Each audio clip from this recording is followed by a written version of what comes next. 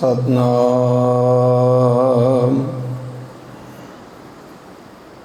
वाहिगुरु साहिब जी।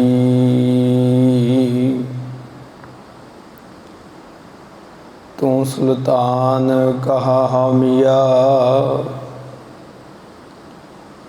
तेरी कवन वडाई। जो तू दे सो कहा स्वामी, मैं मूर्ख कहन न जाई। आपे हर एक रंग है, आपे बहु रंगी। जो तिस भावै नानका, साई गल चंगी। परम सत्कारयोग सतगुरां दी साजी और निवाजी होई गुरु प्यारी गुरु सवारी साध संगत जी।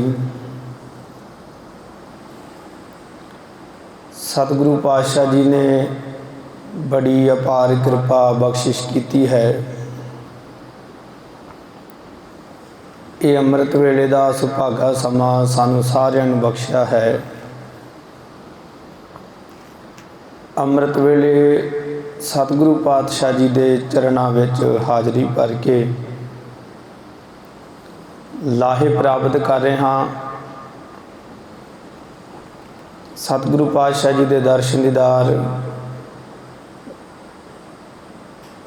गुरबाणी के पाठ उपरंत गुरु पातशाह जी की अथाह बाणी, गुरु पातशाह जी के हुक्म की विचार सरवण कर रहे हो।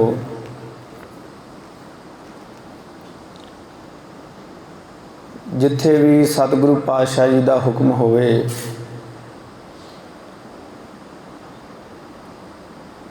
गुरु पातशाह की आग्या मननी, गुरु जी का हुक्म मनना गुरसिख का इहो ही संघर्ष है, इहो ही उहदा जीवन सफला करने वाला उपदेश है। जो सतगुरु ने आख दिता, गुरसिख ने उन्होंने जीवन करके कमाना। क्योंकि जो जो भी बचन गुरु गुरु है, बचन की पदवी सतगुरु गुरु ग्रंथ साहिब महाराज जी ने बख्शी है। ते सतगुरु गुरु ग्रंथ साहिब महाराज जी दीन दुनिया के दाते हैं। हर रोज़ अमृत वेले गुरु का हुक्म सुनते हाँ।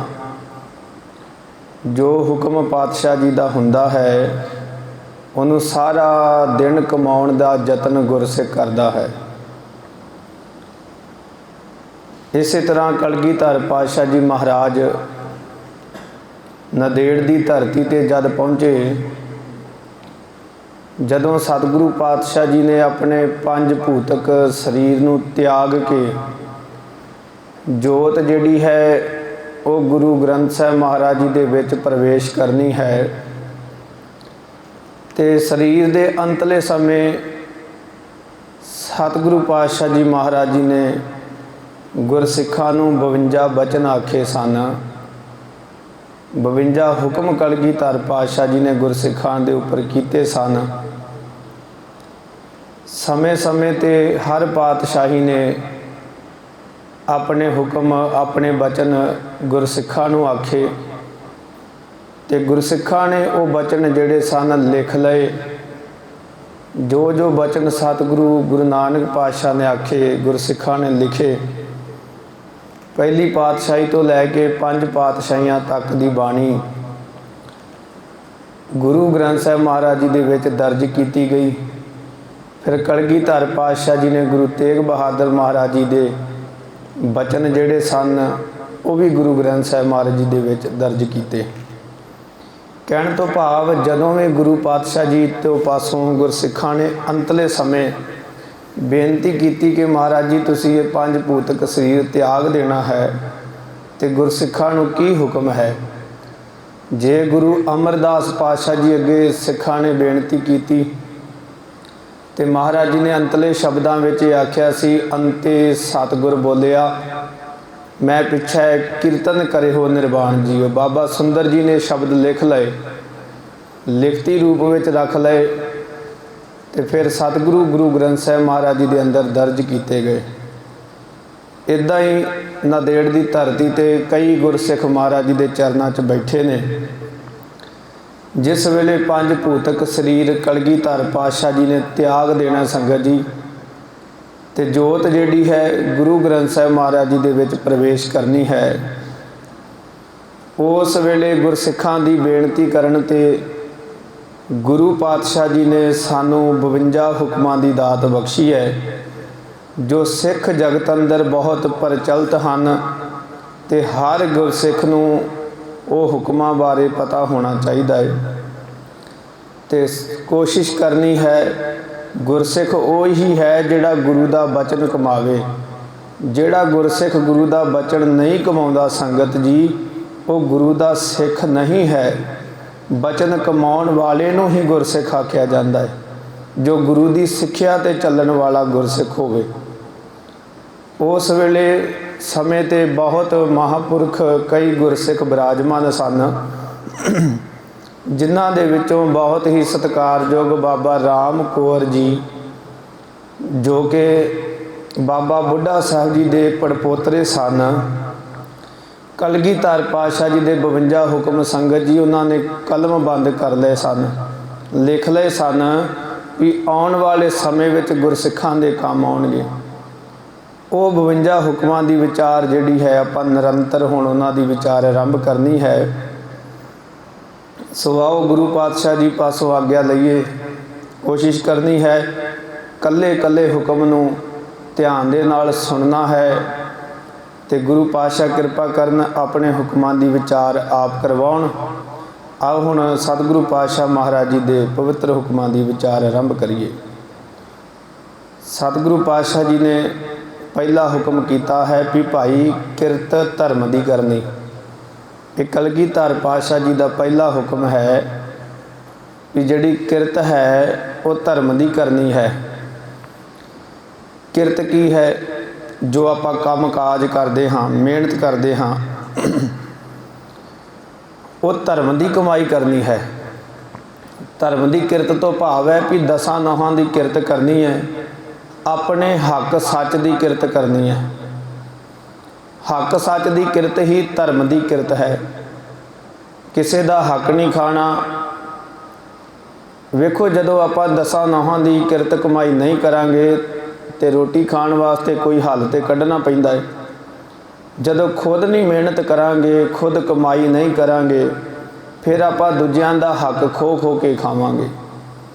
इस करके गुरु पातशाह जी ने सिखां नूं पहला हुक्म ही किया सी, भाई जिहड़ी किरत है वो अपने धर्म की करनी है। भाव के धर्मी बन के, जिवें बाबा नामदेव जी महाराज जी का, भगत नामदेव जी का शब्द आउंदा है, कहन लगे भाई हाथ पाँव कर काम सब चीत निरंजन नाल। हथ पैर जिहड़े ने घर के काम काज विच चलने चाहिए हैं, क्योंकि गुरु पातशाह गुरु नानक देव महाराज का भी हुक्म है कि 10 नौहां की किरत करनी है, वंड छकना है, नाम जपना है। सानू किरत करना गुरु पातशाह जी ने पहला सिखाया है। इस करके भगत नामदेव जी के भी बचन गुरु ग्रंथ साहिब अंदर आउंदे हैं कि अपनी 10 नौहां की किरत करनी है, हत्थां पैरां नाल काम कार करने हैं, पर अपने चित्त नूं, अपनी सुरत नूं गुरु पातशाह जी के चरणों के नाल जोड़ के रखना है। सतगुरु का हुक्म है कि किरत धर्म की करनी है। तो दूजा हुक्म है दसवंध देना। हुण अक्सर आपां की करते हाँ, तकरीबन 100% विचों 90% गुरसिख जिहड़े ने वो गुरु का दसवंध कढ़ना बंद कर चुके हैं। बहुत घट गुरसिख मिलते हैं जिहड़े अपनी 10 नौहां की किरत कमाई विचों गुरु पातशाह जी का दसवंध कढ़ते हैं। दसवंध की है संगत जी? जो आपां पूरे महीने का कमाया है उहदा 10वां हिस्सा, इउं समझ लो कि जे आपां 10,000 ਕਮਾਉਂਦੇ ਹਾਂ, ਮਹੀਨੇ ਦੀ ਸਾਡੀ ਆਮਦਨ 10,000 ਰੁਪਈਆ ਹੈ। ਆਪਣੀ ਆਮਦਨ ਦੇ ਵਿੱਚੋਂ 1,000 ਰੁਪਈਆ 10ਵਾਂ ਹਿੱਸਾ ਹੈ। ਜੋ ਆਪਾਂ ਕਮਾ ਰਹੇ ਹਾਂ, ਜੇ 10,000 ਕਮਾ ਰਹੇ ਹਾਂ, 10ਵਾਂ ਹਿੱਸਾ ਹੈ 1,000 ਰੁਪਈਆ। ਜੇ 14 ਕਮਾ ਰਹੇ ਹਾਂ ਤੇ 1400 ਹੋ ਜਾਵੇਗਾ, 15,000 ਕਮਾ ਰਹੇ ਹਾਂ ਤੇ 1500 ਹੋ ਜਾਵੇਗਾ। 10ਵਾਂ ਹਿੱਸਾ ਗੁਰੂ ਦਾ ਹੀ ਜਾਣਨਾ ਹੈ। ਗੁਰਸਿੱਖ ਨੇ ਆਪਣੀ 10 ਨੌਹਾਂ ਦੀ ਕਿਰਤ ਕਮਾਈ ਵਿੱਚੋਂ 9 ਹਿੱਸੇ ਕਮਾਈ ਜਿਹੜੀ ਹੈ ਆਪਣੇ ਘਰ ਪਰਿਵਾਰ ਆਪਣੇ ਤੇ ਲਾਉਣੀ ਹੈ, ਤੇ 10ਵਾਂ ਹਿੱਸਾ ਗੁਰੂ ਦਾ ਜਾਣ ਕੇ ਕਿਸੇ ਦੇ ਭਲੇ ਵਾਸਤੇ, ਕਿਸੇ ਦੀ ਮਦਦ ਵਾਸਤੇ ਜਾਂ ਗੁਰੂ ਕਾਰਜਾਂ ਵਿੱਚ, ਪੰਥ ਖਾਲਸਾ ਦੇ ਕਾਰਜਾਂ ਵਿੱਚ ਲਾ ਦੇਣਾ। ਤੇ ਦਸਵੰਧ ਕੱਢ ਕੇ ਮਨ ਵਿੱਚ ਹੰਕਾਰ ਨਹੀਂ ਰੱਖਣਾ ਵੀ ਇਹ 10ਵਾਂ ਜਿਹੜਾ ਹਿੱਸਾ ਹੈ ਮੇਰਾ ਹੈ ਤੇ ਮੈਂ ਗੁਰੂ ਨੂੰ ਦਿੱਤਾ। ਨਹੀਂ, 10ਵਾਂ ਹਿੱਸਾ ਗੁਰੂ ਦਾ ਹੀ ਜਾਣਨਾ ਹੈ। ਗੁਰੂ ਦਾ ਸ਼ੁਕਰ ਕਰਨਾ ਹੈ। ਪਾਤਸ਼ਾਹ ਤੁਹਾਡਾ ਸ਼ੁਕਰ ਹੈ, ਜੇ ਮੈਂ 10,000 ਕਮਾਇਆ, ਤੁਸੀਂ ਉਹਦੇ ਵਿੱਚੋਂ 9,000 ਰੁਪਈਆ ਗੁਰੂ ਪਾਤਸ਼ਾਹ ਜੀ ਮੇਰੀ ਝੋਲੀ ਵਿੱਚ ਪਾ ਦਿੱਤਾ ਹੈ। ਆਪ ਤੁਸੀਂ ਦੀਨ ਦੁਨੀਆ ਦੇ ਦਾਤੇ ਪਾਤਸ਼ਾਹ ਸਿਰਫ 1,000 ਰੁਪਈਆ ਰੱਖਿਆ ਹੈ। ਇਹਦਾ ਭਾਵਨਾ ਦੇ ਨਾਲ ਦਸਵੰਧ ਕੱਢਣਾ, ਪਰ ਬੜੇ ਦੁੱਖ ਦੀ ਗੱਲ ਹੈ ਆਪਾਂ ਗੁਰੂ ਦਾ ਦਸਵੰਧ ਕੱਢਣੋਂ ਵੀ ਹਟਦੇ ਜਾ ਰਹੇ ਹਾਂ। ਕਲਗੀਧਰ ਪਾਤਸ਼ਾਹ ਦਾ ਹੁਕਮ ਹੈ, ਗੁਰਸਿੱਖ ਨੇ ਦਸਵੰਧ ਜ਼ਰੂਰ ਕੱਢਣਾ ਹੈ। ਕਿਰਤ ਧਰਮ ਦੀ ਕਰਨੀ ਹੈ ਤੇ ਦਸਵੰਧ ਦੇਣਾ ਹੀ ਦੇਣਾ ਹੈ। ਤੇ ਜੇ ਗੁਰਸਿੱਖਾਂ ਨੇ ਸਵਾਲ ਕੀਤਾ ਸੀ, ਪਾਤਸ਼ਾਹ ਜੇ ਕੋਈ ਗੁਰਸਿੱਖ ਦਸਵੰਧ ਨਹੀਂ ਦਿੰਦਾ ਤੇ ਕੀ ਉਹ ਜਿਹੜਾ 1,000 ਰੁਪਈਆ 2,000 ਰੁਪਈਆ ਜਿੰਨਾ ਵੀ ਸਾਡਾ ਦਸਵੰਧ ਬਣਦਾ ਹੈ, ਕੀ ਉਹ ਇਹ ਕਮਾਈ ਨੂੰ ਵਰਤ ਸਕਦਾ ਹੈ? ਤੇ ਪਾਤਸ਼ਾਹ ਜੀ ਨੇ ਸਾਫ਼ ਬਾਣੀ ਅੰਦਰ ਫਿਰ ਆਪਣੀ ਇਲਾਹੀ ਜ਼ੁਬਾਨ ਤੋਂ ਇਹ ਸ਼ਬਦ ਆਖੇ ਸਨ, ਜੋ ਬਾਬੇ ਕੇ ਦਾਮ ਨਾ ਦੇਹੇ ਤਿੰਨ ਸੇ ਬਾਬਰ ਲੇਹੇ। ਮਾਰੇ ਕਹਿੰਦੇ ਜਿਹੜੇ ਬਾਬੇ ਕੇ ਕੌਣ ਨੇ? ਗੁਰੂ ਨਾਨਕ ਪਾਤਸ਼ਾਹ ਜੀ ਮਹਾਰਾਜ। ਜਿਹੜੇ ਸਤਿਗੁਰੂ ਗੁਰੂ ਨਾਨਕ ਦੇ ਮਹਾਰਾਜ ਦਾ ਸੰਗਤ ਜੀ ਦਸਵੰਧ ਨਹੀਂ ਕੱਢਦੇ, ਮਾਰੇ ਕਹਿੰਦੇ ਉਹ ਇਹ ਗੱਲ ਨੂੰ ਭੁੱਲ ਜਾਣ ਵੀ ਉਹ ਇਹ ਦਸਵੰਧ ਆਪਣੇ ਘਰ ਪਰਿਵਾਰ ਵਾਸਤੇ ਖਰਚ ਸਕਦੇ ਹਨ। ਮਾਰੇ ਕਹਿੰਦੇ ਨਹੀਂ, ਉਹਨਾਂ ਤੋਂ ਬਾਬਰ ਕੇ ਲੈਣਗੇ। ਬਾਬਰ ਕੇ ਕੌਣ ਨੇ? ਜਿਵੇਂ ਆਪਾਂ ਡਾਕਟਰਾਂ ਦੇ ਕੋਲ ਸਾਨੂੰ ਉਮੀਦ ਨਾ ਹੋਵੇ ਵੀ ਅਸੀਂ ਇੰਨੇ ਪੈਸੇ ਦੀ ਦਵਾਈ ਆਵੇਗੀ, ਡਾਕਟਰ ਸਾਡੇ ਕੋਲੋਂ ਹਜ਼ਾਰਾਂ ਮੰਗ ਲੈਣ, ਜਾਂਦਿਆਂ ਦਾ ਗੱਡੀ ਦਾ ਟਾਇਰ ਪਾੜ ਜੇ, ਇਸ ਤਰ੍ਹਾਂ ਕਈ ਤਰੀਕਿਆਂ ਦੇ ਨਾਲ ਡਿੱਗ ਪੈਣ, ਕਿਤੇ ਧੋਖੇ ਨਾਲ ਕੋਈ ਸਾਡੇ ਤੋਂ ਲੈ ਜਾਵੇ, ਚੋਰੀ ਹੋ ਜਾਣ, ਫਜ਼ੂਲ ਖਰਚੇ ਵਿੱਚ ਵਰਤੇ ਜਾਣ, ਇਹਨੂੰ ਕਿਹਾ ਜਾਂਦਾ ਹੈ ਬਾਬਰ ਕੇ ਲੈ ਹੈ। ਮਾਰੇ ਕਹਿੰਦੇ ਗੁਰਸਿੱਖ ਇਹ ਗੱਲ ਦਿਲੋਂ ਹੀ ਕੱਢ ਦੇ ਵੀ ਉਹ ਦਸਵੰਧ ਨਹੀਂ ਦੇਵੇਗਾ। ਨਹੀਂ, ਉਹਨੂੰ ਦਸਵੰਧ ਦੇਣਾ ਪਵੇਗਾ। ਜੇ ਉਹ ਬਾਬੇ ਕਿਆਂ ਨੂੰ ਨਹੀਂ ਦੇਵੇਗਾ, ਭਾਵ ਕਿ ਗੁਰੂ ਨਾਨਕ ਪਾਤਸ਼ਾਹ ਦੇ ਘਰ ਨੂੰ ਨਹੀਂ ਦਸਵੰਧ ਦਿੰਦਾ, ਤੇ ਉਹਦੇ ਜਿਹੜੇ ਪੈਸੇ ਨੇ ਉਹ ਬਾਬਰ ਕੇ ਲੈਣਗੇ। ਤੁਸੀਂ ਅਕਸਰ ਅਜਮਾ ਕੇ ਵੇਖ ਲਿਓ, ਤੁਸੀਂ ਦਸਵੰਧ ਨਾ ਦੇਵੋ, ਆਪਣੇ ਫਜ਼ੂਲ ਖਰਚਿਆਂ ਨੂੰ ਲਿਖਣਾ ਸ਼ੁਰੂ ਕਰ ਦਿਓ। ਕਿੰਨੇ ਦੀ ਦਵਾਈ ਆ ਰਹੀ ਹੈ, ਕਿੰਨੇ ਫਜ਼ੂਲ ਸਾਡੇ ਖਰਚੇ ਨੇ, ਲਿਖ ਕੇ ਵੇਖ ਲਓ। ਤੁਹਾਡੇ ਦਸਵੰਧ ਤੋਂ 4 ਗੁਣਾ ਵੱਧ ਕੇ ਤੁਹਾਡਾ ਖਰਚਾ ਫਜ਼ੂਲ ਹੋਵੇਗਾ। ਤੇ ਇੱਕ ਪਾਸੇ ਮਹੀਨਿਆਂ 2-4 ਮਹੀਨੇ ਦਸਵੰਧ ਕੱਢ ਕੇ ਵੇਖੋ, ਫਿਰ ਆਪਣੇ ਫਜ਼ੂਲ ਖਰਚੇ, ਨਾਜਾਇਜ਼ ਜਿਹੜਾ ਖਰਚਾ ਪੈ ਜਾਣਾ ਉਹ ਲਿਖ ਕੇ ਵੇਖਿਓ, ਘਟ ਜਾਵੇਗਾ। ਕਹਿਣ ਤੋਂ ਭਾਵ ਦਸਵੰਧ ਦੇਵਾਂਗੇ ਸਾਡੀ ਕਿਰਤ ਕਮਾਈ ਸਫਲੀ ਹੋ ਜਾਵੇਗੀ। ਜੇ ਆਪਾਂ ਮਹੀਨੇ ਦਾ 5,000 ਕਮਾਉਣ ਵਾਲੇ ਹਾਂ ਤੇ ਗੁਰਸਿੱਖ ਦਾ ਫਰਜ਼ ਬਣਦਾ ਹੈ 500 ਰੁਪਈਆ ਗੁਰੂ ਦਾ ਦਸਵੰਧ ਹੈ, 10ਵਾਂ ਹਿੱਸਾ ਗੁਰੂ ਪਾਤਸ਼ਾਹ ਜੀ ਦੀ ਗੋਲਕ ਦੇ ਵਿੱਚ ਪਾ ਦੇਣਾ ਜਾਂ ਉਹਨੂੰ ਸਾਂਭ ਕੇ ਰੱਖਣਾ, ਕਿਸੇ ਲੋੜਵੰਦ ਪਰਿਵਾਰ ਦੇ ਭਲੇ ਲਈ ਲਾਉਣਾ, ਕੋਈ ਸਿੱਖ ਜਗਤ ਦੇ ਅੰਦਰ ਗੁਰੂ ਪੰਥ ਖਾਲਸਾ ਦੇ ਕਾਰਜਾਂ ਵਿੱਚ ਲਾ ਦੇਣਾ, ਕਿਸੇ ਗਰੀਬ ਨੂੰ ਲੋੜਵੰਦ ਨੂੰ ਲੋੜ ਹੈ ਉਹਦੀ ਝੋਲੀ ਪਾ ਕੇ ਗੁਰੂ ਪਾਤਸ਼ਾਹ ਅੱਗੇ ਅਰਦਾਸ ਕਰਨੀ, ਸਤਿਗੁਰੂ ਤੁਹਾਡਾ ਦਸਵੰਧ ਤੁਸੀਂ ਆਪ ਮਹਾਰਾਜ ਜੀ ਕਿਸੇ ਦੇ ਭਲੇ ਨੂੰ ਲਵਾ ਲਿਆ। ਕਹਿਣ ਤੋਂ ਭਾਵ ਕਿ ਦਸਵੰਧ ਦੇਣਾ ਹੀ ਦੇਣਾ ਹੈ ਗੁਰਸਿੱਖ ਨੇ। ਜੇ ਤੇ ਗੁਰੂ ਨੂੰ ਪਿਆਰ ਕਰਨ ਵਾਲੇ ਹਾਂ ਸੰਗਤ ਜੀ, ਫਿਰ ਗੁਰੂ ਦਾ ਇੱਕ ਇੱਕ ਹੁਕਮ ਜਿਹੜਾ ਹੈ ਆਪਾਂ ਕਮਾਵਾਂਗੇ। ਗੁਰੂ ਦਾ ਪਹਿਲਾ ਹੁਕਮ ਹੈ ਕਿਰਤ ਧਰਮ ਦੀ ਕਰਨੀ, ਦੂਜਾ ਹੁਕਮ ਹੈ ਗੁਰਸਿੱਖ ਨੇ ਦਸਵੰਧ ਦੇਣਾ ਹੀ ਦੇਣਾ ਹੈ, ਤੇ ਤੀਜਾ ਗੁਰੂ ਪਾਤਸ਼ਾਹ ਜੀ ਦਾ ਹੁਕਮ ਹੈ ਗੁਰਬਾਣੀ ਕੰਠ ਕਰਨੀ। ਗੁਰਬਾਣੀ ਕੰਠ ਕਰਨੀ ਇਹ ਵੀ ਗੁਰੂ ਪਾਤਸ਼ਾਹ ਜੀ ਦਾ ਹੁਕਮ ਹੈ। ਅਕਸਰ ਆਪਾਂ ਕੀ ਕਰਦੇ ਹਾਂ, ਜਿਹੜੇ ਨਿਤਨੇਮ ਕਰਨ ਵਾਲੇ ਗੁਰਸਿੱਖ ਨੇ ਗੁੜਕਾ ਸਾਹਿਬ ਤੋਂ, ਪੋਥੀ ਸਾਹਿਬ ਤੋਂ ਆਪਣਾ ਨਿਤਨੇਮ ਕਰ ਲੈਂਦੇ ਹਨ, ਪਰ ਕਲਗੀਧਰ ਪਾਤਸ਼ਾਹ ਦਾ ਹੁਕਮ ਹੈ ਵੀ ਗੁਰਬਾਣੀ ਕੰਠ ਵੀ ਕਰਨੀ ਹੈ। ਕੰਠ ਕਰਨੀ ਭਾਵ ਕਿ ਗੁਰਬਾਣੀ ਯਾਦ ਕਰਨੀ। ਜਿਹੜੇ ਅਨਪੜ੍ਹ ਨੇ, ਨਹੀਂ ਬਾਣੀ ਪੜ੍ਹ ਸਕਦੇ, ਉਹਨਾਂ ਦੀ ਗੱਲ ਵੱਖਰੀ ਹੈ। ਜਿਹੜੇ ਗੁਰਸਿੱਖ ਬਾਣੀ ਪੜ੍ਹਨ ਵਾਲੇ ਨੇ, ਨਿਤਨੇਮੀ ਹਨ, ਉਹਨਾਂ ਦਾ ਮਹਾਰਾਜ ਦਾ ਇਹ ਫਰਮਾਨ ਹੈ, ਉਹਨਾਂ ਦਾ ਫਰਜ਼ ਬਣਦਾ ਹੈ ਕਿ ਉਹਨਾਂ ਨੇ ਵੱਧ ਤੋਂ ਵੱਧ ਗੁਰਬਾਣੀ ਨੂੰ ਕੰਠ ਕਰਨਾ। ਗੁਰਬਾਣੀ ਕੰਠ ਕਰਨ ਦੇ ਸੰਗਤ ਜੀ ਬੜੇ ਲਾਭ ਹਨ। ਕਿਤੇ ਰਾਹ ਗਲੀ ਵਿੱਚ, ਰਸਤੇ ਵਿੱਚ ਜਾ ਰਹੇ ਹਾਂ, ਦੂਰ ਨੇੜਿਓਂ ਕਿਤੇ ਆ ਰਹੇ ਹਾਂ, ਹਨੇਰਾ ਸਵੇਰਾ ਹੋਣ ਕਰਕੇ ਆਪਾਂ ਸਮੇਂ ਸਿਰ ਆਪਣਾ ਨਿਤਨੇਮ ਨਹੀਂ ਕਰ ਪਾਉਂਦੇ, ਜਾਂ ਕਈ ਵਾਰ ਐਸਾ ਵੀ ਸਮਾਂ ਸਾਡੇ ਜੀਵਨ ਵਿੱਚ ਆਉਂਦਾ ਹੈ, ਕਿਸੇ ਮਜਬੂਰੀਆਂ ਕਾਰਨ ਗੁਟਕਾ ਸਾਹਿਬ ਨਾ ਮਿਲਣ ਕਰਕੇ ਸਾਡਾ ਨਿਤਨੇਮ ਰਹਿ ਜਾਂਦਾ ਹੈ। ਪਰ ਜੇ ਗੁਰਬਾਣੀ ਕੰਠ ਕੀਤੀ ਹੋਵੇਗੀ ਤੇ ਸੰਗਤ ਜੀ ਸਾਡਾ ਨਿਤਨੇਮ ਪੂਰਨ ਹੋ ਜਾਵੇਗਾ। ਗੁਰੂ ਪਾਤਸ਼ਾਹ ਜੀ ਦਾ ਤੇ ਤਨਖਾਹਨਾਮੇ ਵਿੱਚ ਤੇ ਇੱਥੋਂ ਤੱਕ ਵੀ ਆਉਂਦਾ ਹੈ ਰਹਿਤ ਮਰਿਆਦਾ ਵਿੱਚ ਵੀ ਕੰਠ ਗੁਰਬਾਣੀ ਜੋ ਭੁੱਲ ਜਾਵੇ ਸੋ ਤਨਖਾਹੀਆ। ਗੁਰਬਾਣੀ ਗੁਰਸਿੱਖ ਕੰਠ ਕਰ ਲੇ ਤੇ ਉਹ ਕੰਠ ਕੀਤੀ ਗੁਰਬਾਣੀ ਨੂੰ ਫੇਰ ਭੁੱਲ ਜਾਵੇ, ਉਹ ਵੀ ਗੁਰੂ ਘਰ ਦਾ ਤਨਖਾਹੀਆ ਮੰਨਿਆ ਜਾਂਦਾ ਹੈ। ਗੁਰਬਾਣੀ ਕੰਠ ਕੀਤੀ ਕਦੋਂ ਭੁੱਲਦੀ ਹੈ? ਜਦੋਂ ਆਪਾਂ ਰੋਜ਼ ਉਹ ਗੁਰਬਾਣੀ ਦਾ ਨਿਤਨੇਮ ਨਹੀਂ ਕਰਦੇ। ਇਸ ਕਰਕੇ ਜਿਹੜੀ ਗੁਰਬਾਣੀ ਕੰਠ ਕਰਨੀ ਹੈ ਉਹਨੂੰ ਰੋਜ਼ ਆਪਣੇ ਨਿਤਨੇਮ ਵਿੱਚ ਪੜ੍ਹਨਾ ਹੀ ਪੜ੍ਹਨਾ ਹੈ। ਗੁਰਬਾਣੀ ਕੰਠ ਕਰਨੀ ਇਹ ਗੁਰੂ ਪਾਤਸ਼ਾਹ ਜੀ ਦਾ ਤੀਜਾ ਹੁਕਮ ਹੈ। ਤੇ ਚੌਥਾ ਹੁਕਮ ਹੈ ਅੰਮ੍ਰਿਤ ਵੇਲੇ ਜਾਗਣਾ। ਅੰਮ੍ਰਿਤ ਵੇਲੇ ਜਾਗਣਾ, ਗੁਰਬਾਣੀ ਵੀ ਸਾਨੂੰ ਅੰਮ੍ਰਿਤ ਵੇਲੇ ਜਾਗਣ ਤੇ ਪ੍ਰੇਰਿਤ ਕਰਦੀ ਹੈ, ਕਿਉਂਕਿ ਗੁਰੂ ਨਾਨਕ ਦੇਵ ਪਾਤਸ਼ਾਹ ਮਹਾਰਾਜ ਜੀ ਤੇ ਗੁਰੂ ਗੋਬਿੰਦ ਸਿੰਘ ਜੀ ਮਹਾਰਾਜ ਇੱਕ ਜੋਤ ਹਨ ਤੇ ਗੁਰੂ ਪਾਤਸ਼ਾਹ ਜੀ ਦੇ 52 ਹੁਕਮ ਗੁਰਬਾਣੀ ਤੇ ਬਿਲਕੁਲ ਢੁਕਦੇ ਹਨ। ਮੁੱਢ ਗੁਰੂ ਗ੍ਰੰਥ ਸਾਹਿਬ ਹੀ ਹਨ ਇਹਨਾਂ 52 ਹੁਕਮਨਾਮਿਆਂ ਦੇ। ਇਸ ਕਰਕੇ ਮਹਾਰਾਜ ਨੇ ਆਖਿਆ ਅੰਮ੍ਰਿਤ ਵੇਲੇ ਜਾਗਣਾ, ਇਹ ਚੌਥਾ ਹੁਕਮ ਹੈ ਸਾਨੂੰ। ਅੰਮ੍ਰਿਤ ਵੇਲੇ ਜਾਗਣਾ, ਇੱਧਰ ਗੁਰੂ ਗ੍ਰੰਥ ਸਾਹਿਬ ਮਹਾਰਾਜ ਜੀ ਵੀ ਬਚਨ ਕਰਦੇ ਹਨ, ਭਾਈ ਗੁਰ ਸਤਿਗੁਰ ਕਾ ਜੋ ਸਿੱਖ ਖਾਏ ਸੋ ਭਲ ਕੇ ਉੱਠ ਹਰ ਨਾਮ ਧਿਆਵੈ। ਗੁਰੂ ਪਾਤਸ਼ਾਹ ਭਲ ਕੇ ਤੋਂ ਭਾਵ ਹੁੰਦਾ ਅੰਮ੍ਰਿਤ ਵੇਲਾ। ਬਾਣੀ ਵੀ ਸਾਨੂੰ ਅੰਮ੍ਰਿਤ ਵੇਲੇ ਜਾਗਣ ਵਾਸਤੇ ਪ੍ਰੇਰਿਤ ਕਰਦੀ ਹੈ। ਤੇ ਕਲਗੀਧਰ ਪਾਤਸ਼ਾਹ ਜੀ ਦਾ ਚੌਥਾ ਹੁਕਮ ਵੀ ਸੰਗਤ ਜੀ ਅੰਮ੍ਰਿਤ ਵੇਲੇ ਜਾਗਣਾ ਹੀ ਹੈ। ਤੇ ਪੰਜਵਾਂ ਹੁਕਮ ਹੈ ਪਿਆਰ ਨਾਲ ਗੁਰਸਿੱਖਾਂ ਦੀ ਸੇਵਾ ਕਰਨੀ। ਇਹ ਹੁਕਮ ਤੋਂ ਵੀ ਸੰਗਤ ਜੀ ਆਪਾਂ ਬੜੇ ਵਾਂਝੇ ਹੁੰਦੇ ਜਾਂਦੇ ਹਾਂ। ਮਹਾਰਾਜ ਜੀ ਕਹਿੰਦੇ ਪਿਆਰ ਨਾਲ ਗੁਰਸਿੱਖਾਂ ਦੀ ਸੇਵਾ ਕਰਨੀ, ਭਾਵ ਕਿ ਗੁਰਸਿੱਖਾਂ ਨੂੰ ਸਤਿਗੁਰੂ ਦਾ ਰੂਪ ਜਾਣ ਕੇ ਸੇਵਾ ਕਰਨੀ। ਇਹ ਕਲਗੀਧਰ ਪਾਤਸ਼ਾਹ ਮਹਾਰਾਜ ਜੀ ਦਾ ਪੰਜਵਾਂ ਹੁਕਮ ਹੈ। ਕਿਉਂਕਿ ਮਹਾਰਾਜ ਕਹਿੰਦੇ ਗੁਰਸਿੱਖਾਂ ਅੰਦਰ ਸਤਿਗੁਰ ਵਰਤੈ, ਜੋ ਸਿੱਖਾਂ ਨੂੰ ਲੋਚੈ ਸੋ ਗੁਰੂ ਖੁਸ਼ੀ ਆਵੈ। ਇਸ ਤਰ੍ਹਾਂ ਗੁਰੂ ਪਾਤਸ਼ਾਹ ਮਹਾਰਾਜ ਜੀ ਸਾਨੂੰ ਬਚਨ ਕਰ ਰਹੇ ਹਨ ਕਿ ਭਾਈ ਪਿਆਰ ਦੇ ਨਾਲ ਗੁਰੂ ਦੀ ਬਾਣੀ ਪੜ੍ਹਨ ਵਾਲੇ, ਜੀਵਨ ਵਾਲੇ ਗੁਰਸਿੱਖਾਂ ਦੀ ਸੇਵਾ ਕਰਨੀ ਹੈ। ਗੁਰੂ ਰੂਪ ਜਾਣ ਕੇ ਗੁਰਸਿੱਖਾਂ ਨੂੰ ਪਿਆਰ ਦੇ ਨਾਲ, ਸਤਿਕਾਰ ਦੇ ਨਾਲ ਗੁਰੂ ਰੂਪ ਜਾਣ ਕੇ ਉਹਨਾਂ ਦੀ ਸੇਵਾ ਕਰਨੀ ਹੈ।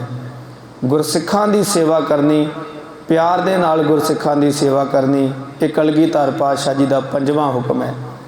ਤੇ ਛੇਵੇਂ ਹੁਕਮ ਵਿੱਚ ਗੁਰੂ ਪਾਤਸ਼ਾਹ ਬਚਨ ਕਰਦੇ ਹਨ ਗੁਰਸਿੱਖਾਂ ਕੋਲੋਂ ਗੁਰਬਾਣੀ ਦੇ ਅਰਥ ਸਮਝਣੇ। ਹੁਣ ਆਪਾਂ ਕੀ ਕਰਦੇ ਹਾਂ?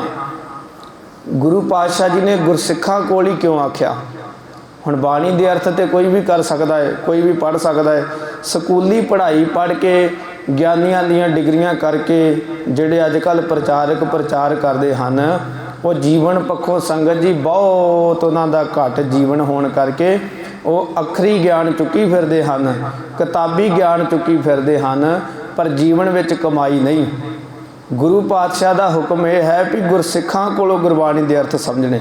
ਅਭਿਆਸੀ ਗੁਰਸਿੱਖ ਹੋਣ, ਜਿਹੜੇ ਨਿਤਨੇਮ ਕਰਨ ਵਾਲੇ ਹੋਣ, ਸੇਵਾ ਕਰਨ ਵਾਲੇ ਹੋਣ, ਸਿਮਰਨ ਕਰਨ ਵਾਲੇ ਹੋਣ, ਭਾਵਨਾ ਸ਼ਰਧਾ ਰੱਖਣ ਵਾਲੇ ਗੁਰਸਿੱਖ ਹੋਣ, ਉਹਨਾਂ ਦੇ ਕੋਲੋਂ ਗੁਰਬਾਣੀ ਦੇ ਅਰਥ ਸਮਝਣੇ ਜਾਂ ਗੁਰਬਾਣੀ ਦੇ ਅਰਥ ਸਿੱਖ ਲੈਣੇ।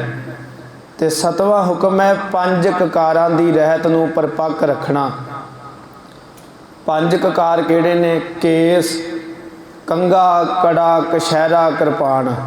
ਇਹ ਪੰਜ ਕਕਾਰ ਗੁਰੂ ਪਾਤਸ਼ਾਹ ਜੀ ਨੇ ਸਾਨੂੰ ਬਖਸ਼ੇ ਨੇ। ਕੇਸਾਂ ਨੂੰ ਗੁਰੂ ਦਾ ਰੂਪ ਜਾਣ ਕੇ ਸਤਿਕਾਰ ਕਰਨਾ। ਅਕਸਰ ਆਪਾਂ ਕੀ ਕਰਦੇ ਹਾਂ? ਸ੍ਰੀ ਸਾਹਿਬ ਨੂੰ ਬੜੇ ਮੱਥੇ ਟੇਕਦੇ ਹਾਂ, ਪਰ ਸਾਡੇ ਤਿੜ ਪਾਇਆ ਜਿਹੜਾ ਕਛਹਿਰਾ ਹੈ ਉਹਨੂੰ ਆਪਾਂ ਇੱਦਾਂ ਹੀ ਪੈਰਾਂ ਵਿੱਚ ਰੋਲ ਦਿੰਦੇ ਹਾਂ।